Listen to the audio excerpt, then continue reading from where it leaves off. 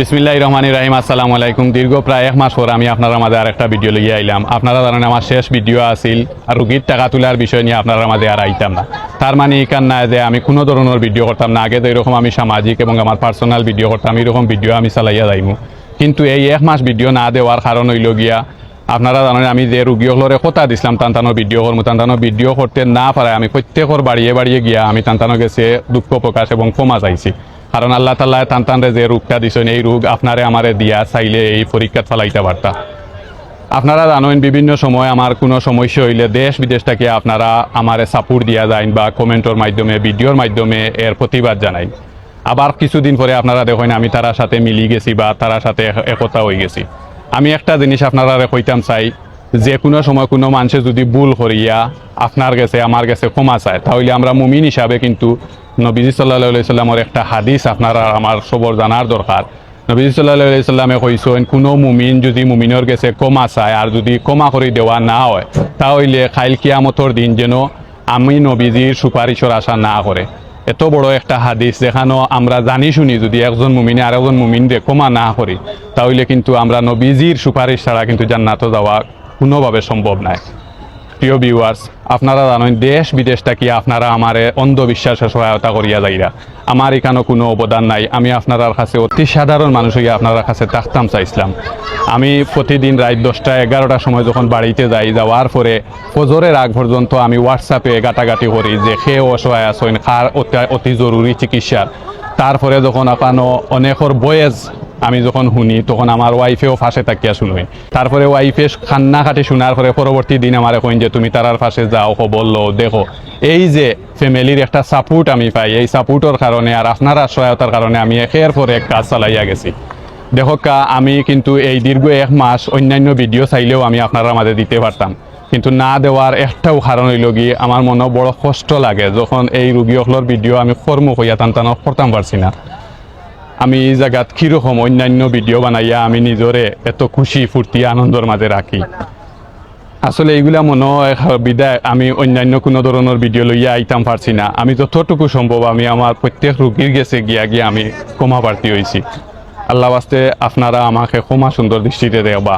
আমি কোনো সময় আমি আমার ক্রেডিট নিছি না, আমি সব সময় হইয়া আইছি আমি জাফরে ঠেকাতে পারি না।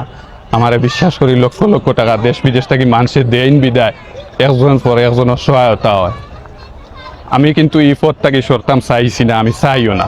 যেভাবে আমার দেশ বিদেশ থেকে যারা টাকা দিয়ে সহায়তা করছেন তারা বারবার আমার রিকোয়েস্ট করছেন, ভাই আমরা আপনার ফিসে আছি, আপনি এই কাজটা চালাইয়া যাইবা। যার কারণে আমি আপনার কাছে যে বিষয়টা কইতাম চাই, আর যদি আল্লাহ তাআলা আমার কবুল করেন, আল্লাহ তাআলা যদি চাইন আমার এই কাজ করাইতা তাহলে আমি আমার তাকে আমি এটা করিয়া যাইব। অনেকে মনে করছেন যে আমি আসলে বিদেশ চলে গেছি। আজকে 9 আগস্ট আমি ঢাকা এয়ারপোর্ট আছি। আমি আসলে বিদেশ যাওয়া ইম্পর্টে আমার দেখা আমি যারা মিডিল ইস্ট আছেন তারা সকলে জানে একবার যদি আপনি এয়ারপোর্ট গিয়া ঘুরিয়ে আইন আরও 6 মাস স্টে করতে পারবা দেশও, আরবার যদি 6 মাসের ভিতরে আবার এয়ারপোর্ট গিয়া ঘুরিয়ে আইন আরও 6 মাস থাকতে পারবা।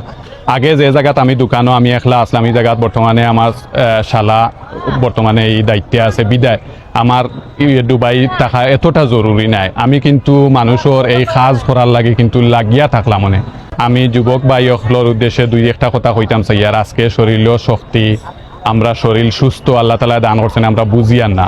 যে সময় আমরা হঠাৎ একটা নিউজ শুনতাম পারমু আমার ব্লাড ক্যান্সার হয়েছে, আমার টিউমার হয়েছে, আমার হার্টও ব্লক হয়েছে, আমার কিডনি ড্যামেজ হয়ে গেছে, তখন কিন্তু আমরা কোনো উপায় থাকতো না। আমি এই কাজও লাগিয়া থাকার একমাত্র কারণ হয়েছে আল্লাহ তাআলা সবচেয়ে বেশি পছন্দ করেন অসহায়ের সহায়তা করা। যে একটা আল্লাহ তাআলার পছন্দ, এই জায়গায় যদি আমি এই কাজটা চালাইয়া যাইতাম পারি ওটাও সবচেয়ে বড়। দেখেন এই কাজের পিছনে আমার কোনো স্বার্থ আছিল না। আমি কোনো উপজেলা চেয়ারম্যান বা ইউনিয়ন চেয়ারম্যান বা ওয়ার্ডের মেম্বার হওয়ার আশা করছি না।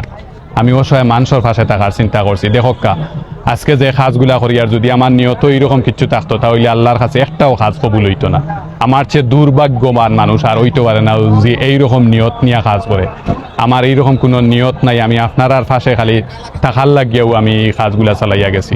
প্রিয় ভিউয়ার্স, আমি আপনার আর ছোট ভাই, খারো বাতিজা, খারো ছেলের সমান, খারো নাতির সমান। আপনার কাছে আমি কিচ্ছু চাইয়ান না। হিংসার তাকিয়া আপনারা দূরে থাকবা। আমি আমার পরিচিতির লাগি, আমি আমার টাকা পয়সা কামানির লাগি ইলা কিচ্ছু করতাম চাইয়ান না। আমারে যেভাবে সহায়তা করিয়া মানুষে যাইরা যদি তারা এইভাবে সাপোর্ট দিয়া যায় আর আল্লাহ তাআলা আমারে দিয়া কাজ করায় আমি এইসব মানুষের পাশে থাকতাম চাই। আমি এর মানে এখান না যে আমি প্রবাস যাইতাম কি বিদায় আমি এটা শেষ করিলিয়ার না, প্রবাসটাকে আমি যে কোনো সময় ঘুরতাম পারি। সব শেষে আমি যে বিষয়টা আপনার মাঝে কইতাম চাই আর দেখানো মনোহররা প্রবাসী হলোর অবদান কেন আমি জাফর এখানে এইরকম করি দেখকা। আমি আমার নীতি ঠিক রাখতে গিয়া যেখানে আমার বন্ধু বান্ধব যেখানে আত্মীয় স্বজন তারা ইয়া কইবা যে সময় যে একজন রুগী লইয়া আইছি, যখন আমি তথ্য লইয়া দেখা যায় যে এই রুগীর তার চিকিৎসা চালানির সাধ্য আছে, ভিডিও করি না, তখনও কিন্তু টাইনও আমার কারণে কষ্ট পাই যে আমরা এত আত্মীয় এত গভীর এত ফাঁসর মানুষ হইয়া আমরা কথাটা রাখলো না। তাছাড়া অনেক মানুষ আছেন যারা জন্মগত প্রতিবন্ধী, তারা চায় যে কিছু টাকা তুললে হয়তো এখানে বসিয়া গাইব, কিন্তু পরবর্তীতে যখন আমরা ডাক্তারের সহায়তা নেই, ডাক্তারের লগে যোগাযোগ করি, ডাক্তারে বলে যে তার কোনোভাবে চিকিৎসা সম্ভব না, যখন ভিডিও না করি তখন দেখা যায় যে টাইনও আমরা নিয়ে সমালোচনা করি।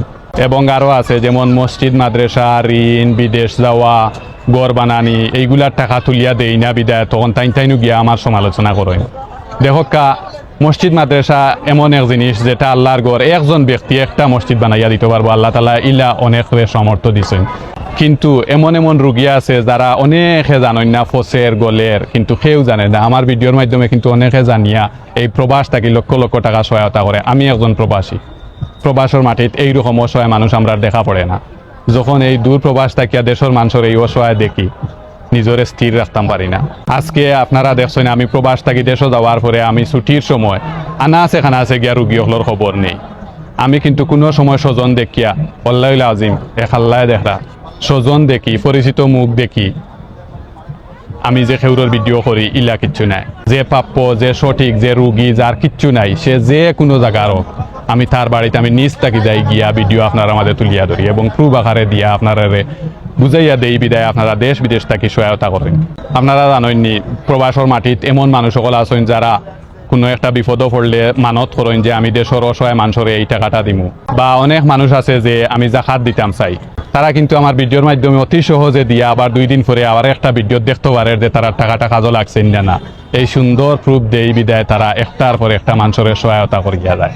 অনেকে প্রমোশনের ভিডিও নতুন দোকান প্রোডাক্ট বা এইরকম ভিডিও আমি না করার কারণে তারাও আমার সমালোচনা করে। তো সবশেষে যে বিষয়টা আমি কইতাম চাই আর আল্লাহ তাআলা আপনারে আমারে সুস্থ রাখছেন, এর চেয়ে বড় নিয়ামত আর হইতে পারে না। সবাই ভালো থাকবা, সুস্থ থাকবা। আসসালামু আলাইকুম।